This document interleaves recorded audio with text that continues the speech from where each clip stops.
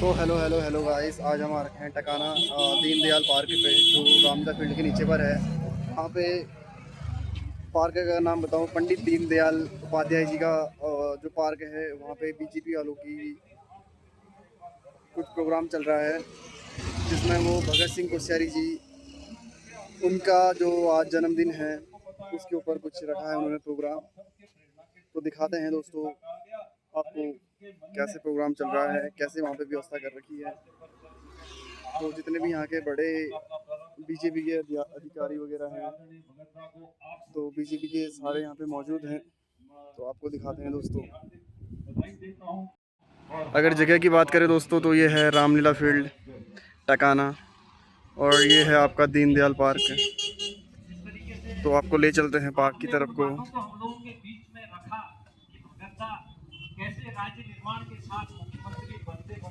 तो दोस्तों पहुंच चुके हैं हम दीनदयाल पार्क पे। तो ये है पंडित दीनदयाल पार्क, और अंकु जी भी पहुंच चुके हैं। हेलो। जो राजनीतिक इतिहास रहता है वो सिर्फ किताबों में नहीं रहता है, किताबों से बाहर निकल के भी वो जनता के बीच में आता है। इसी क्रम को आगे बढ़ाते हुए मैं निवेदन करूंगा इस नगर की महापौर आदरणीय कल्पना तरीके से करिए। तो जो उनका मार्गदर्शन है वो अभी भी हमें यहाँ पर मिल रहा है, और वो जिस तरीके से हमें आदेश देते हैं या जिस तरीके से हमें मार्गदर्शन करते हैं वो कोई और नहीं कर सकता। उसके लिए मैं उनकी हार्दिक आभारी हूँ। और ज़्यादा ना बोलते हुए, क्योंकि हमारे बीच में काफ़ी बड़े लोग यहाँ पे बैठे हुए हैं, हमारे ज़्यादा अनुभव वाले लोग बैठे हैं, हम उनको ज़्यादा सुनना पसंद करेंगे। मैं अंत में अपनी वाणी को विराम देती हूँ, और अपनी ओर से और हमारे पिथौरागढ़ की जनता की ओर से कोश्यारी जी को हार्दिक बधाई, हार्दिक शुभकामनाएं, बहुत बहुत धन्यवाद। भारत माता की जय। जय उत्तराखंड।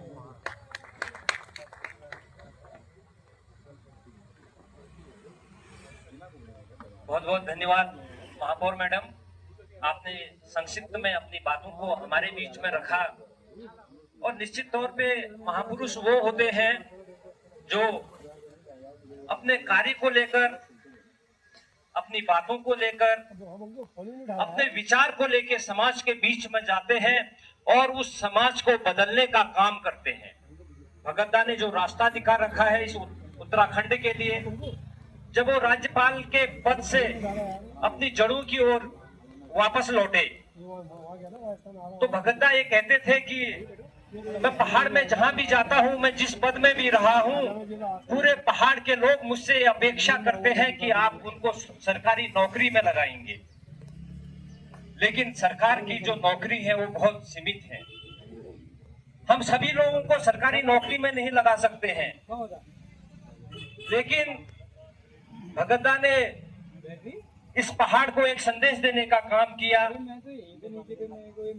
कि उनने लोगों को आह्वान किया कि आप पहाड़ में जहां भी रहते हैं अपने खेत खलिहानों को आबाद करिए, अपने बगीचों को आबाद करिए, जिससे इस प्रदेश की आर्थिकी तो बदलेगी ही और लोगों को उनके घर पर, उनके स्थान पर रोजगार मिलेगा।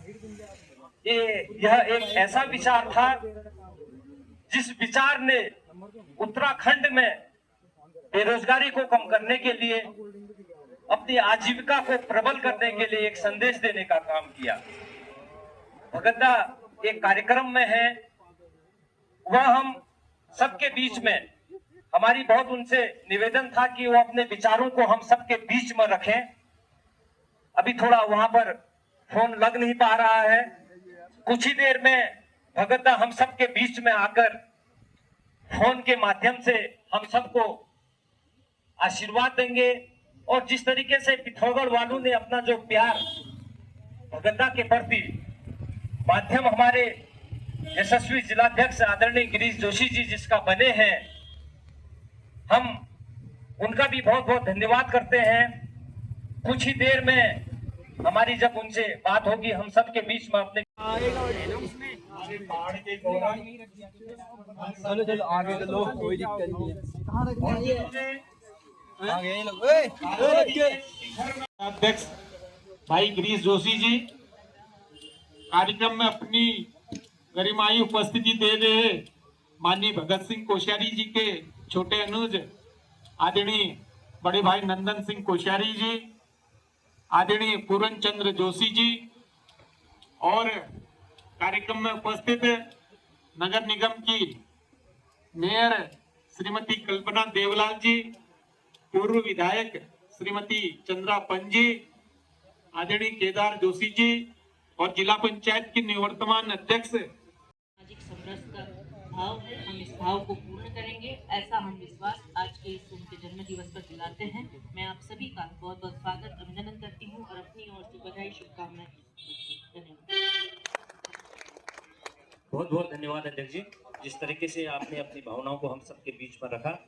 हम लोगों के बीच में इस सभा मंडप में पिथौरागढ़ की पूर्व विधायक आदरणीय चंदा पंत भी मौजूद हैं। हम आपका भी बहुत बहुत स्वागत करते हैं और साथ ही आपसे निवेदन करता हूं कि आप मंच पर आकर आदरणीय भगतदा के संस्मरणों को, उनकी बातों को हम सबके बीच में साझा करेंगे। आदरणीय चंद्रा पंत जी।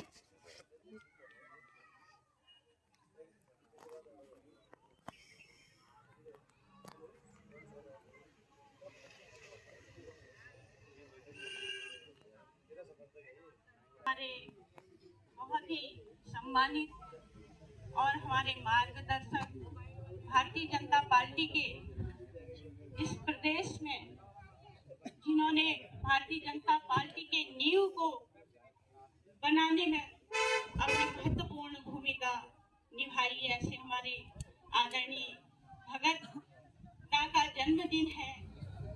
मैं पहले तो उनको सब अपनी तरफ से और पूरे पिथौरागढ़ की जनता की तरफ से बहुत बहुत बधाई और शुभकामनाएं देती हूँ। आज आदरणीय भगतदास जी का जन्मदिन है, ये हमारे लिए बहुत ही एक खुशी की बात है। तो उनका जन्मदिन सामाजिक सरसता और सामूहिक सहभोज के रूप में यहाँ पर मनाया जा रहा है। इस आयोजन में मंच में उपस्थित मेरी भारतीय जनता पार्टी के अध्यक्ष गिरीश जोशी जी, जिन्होंने इस कार्यक्रम को यहाँ पर रखा है, और आदरणीय भगत दा के भाई जी आदरणीय नंदन कोश्यारी जी, मंच में उपस्थित इस पिथौरागढ़ को शिक्षा के क्षेत्र में आगे बढ़ाने का काम जिन्होंने किया है और जिन्होंने अभी अभी आदरणीय भगत सिंह कोश्यारी जी के पूरे संपूर्ण जीवन में उन्होंने किस तरह से अपने योगदान से इस पिथौरागढ़ को ही नहीं पूरे उत्तराखंड को एक नई दिशा दी, उनके बारे में हमें बताया। ऐसे आदरणीय हमारे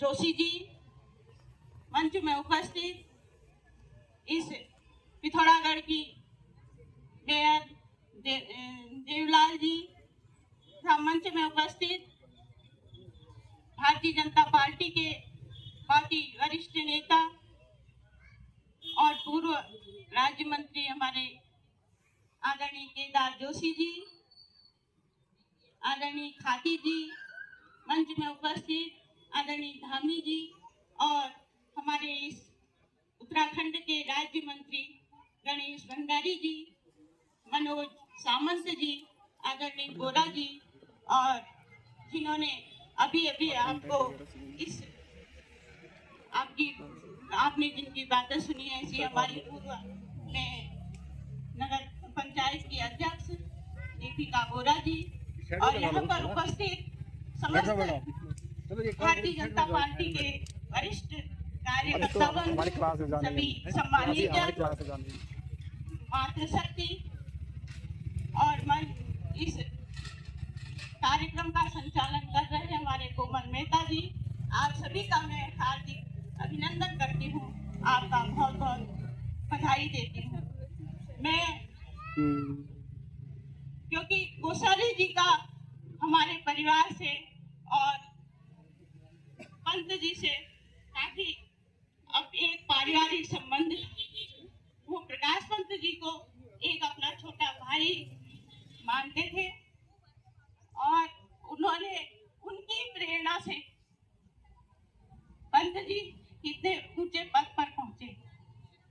मैं आज बहुत ही आभारी हूँ कि कोश्यारी जी का जन्मदिन एक सहजता के रूप में यहाँ पर मनाया जा रहा है, क्योंकि माननीय कोश्यारी जी एक सबको समान समझने वाले, एक हिमालय पुत्र जिनको कहा जाएगा और सबको एक परिवार के रूप में लेकर चलने वाले व्यक्तियों में है। मैं उनके साथ ज्यादा तो मेरा संपर्क नहीं रहा, लेकिन परिवार में वो हमेशा हमारे परिवार की तरह, सदस्य की तरह आते थे और जिस तरह से वो हमको अपनी एक बहन के रूप में मुझे हमेशा उन्होंने कभी बहन कह के मेरे को हमेशा संबोधित करते हैं।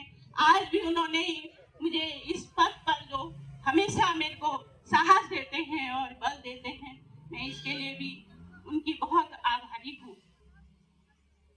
क्योंकि राजनीति में काम सब करते हैं, लेकिन भगत जी ऐसे व्यक्ति हैं जिनके बारे में जिन्होंने कैसे संघर्ष करते हुए इस राज्य को बनाया, वो अभी आदरणीय जोशी जी ने आपको सबको बताया है। लेकिन मैं यही कह सकती हूँ, इस तरह से उनका जन्मदिन है, उनको बहुत बहुत बधाई और इसी तरह से उनका जीवन दीर्घायु हो।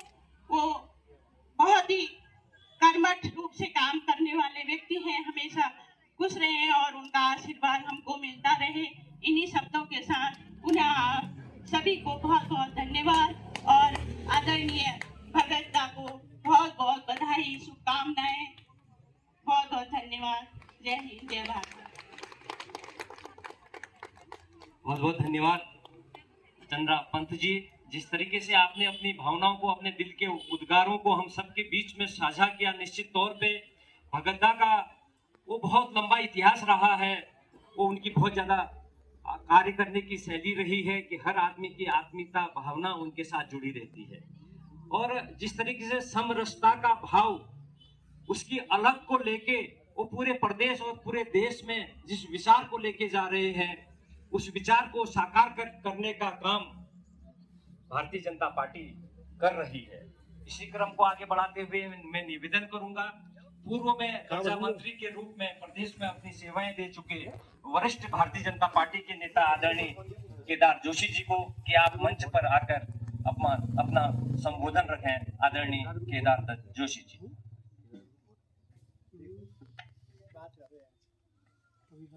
भारत माता की जय, भारत माता की जय। आज के इस खूबसूरत कार्यक्रम में जिसका संयोजन जिलाध्यक्ष गिरीश जोशी जी ने किया है, आदरणीय भगत सिंह कोश्यारी जी बड़े भाई साहब भगत का जन्मदिन मना रहे हैं।